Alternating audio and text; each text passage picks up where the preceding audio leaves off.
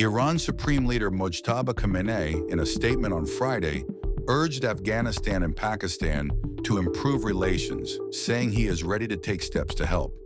The comments were part of his Nowruz, or Persian New Year statement, which were read on state TV. Khamenei also warned against division among Muslims in the statement.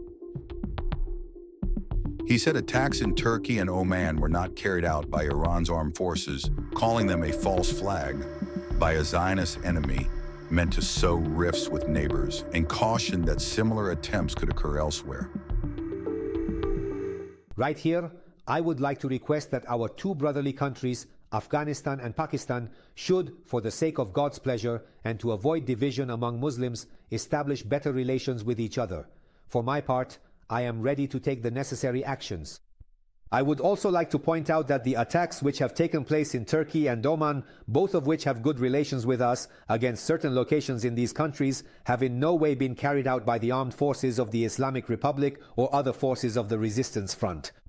This is a ploy by the Zionist enemy, using the false flag tactic to create division between the Islamic Republic and its neighbors, and it may also occur in some other countries. But aside from the element of neighborhood, there are other spiritual factors, foremost among them the shared adherence to the noble religion of Islam, as well as the presence of holy shrines and sacred sites in some of these countries, the large number of Iranians residing and working in others, shared ethnicity or language, or common strategic interest, especially in confronting the front of arrogance in some cases. Each of these, on its own, can serve to strengthen cordial relations. One of the enemy's methods is its media operations, which these days in particular are targeting the minds and psyche of segments of the people with the aim of undermining national unity and consequently national security. We must be vigilant so that through our own negligence or actions, this sinister intention does not come to fruition. Therefore, my recommendation to our country's domestic media, regardless of any intellectual, political, or cultural differences they may have, is to seriously refrain from focusing on weaknesses. President Masoud Pezeshkian echoed that Iran is not seeking conflict with Muslim countries and blamed current tensions on a treacherous enemy whose actions are troubling the Muslim community.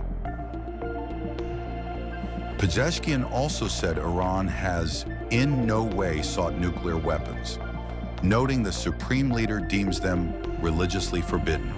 He accused the U.S. president of falsely telling the world that Iran aimed for weapons of mass destruction, a claim he said global media have accepted.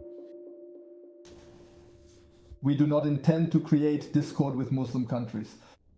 We are not seeking conflict or war with Islamic countries. They are our brothers.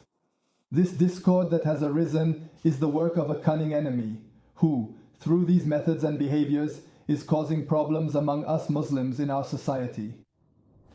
We have never sought nuclear weapons in any way. Whenever we met with the Supreme Leader, in the Defense Council with the commanders present, the Supreme Leader would firmly declare that nuclear weapons are religiously forbidden. No official in the Islamic Republic can move toward developing nuclear weapons of mass destruction or steer the process in that direction.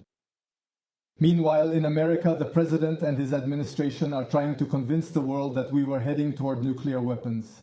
They claim that we wanted to, that we actually intended to initiate mass destruction, and unfortunately the world's media accept these lies and based on them say they want to fight those who have destabilized the region.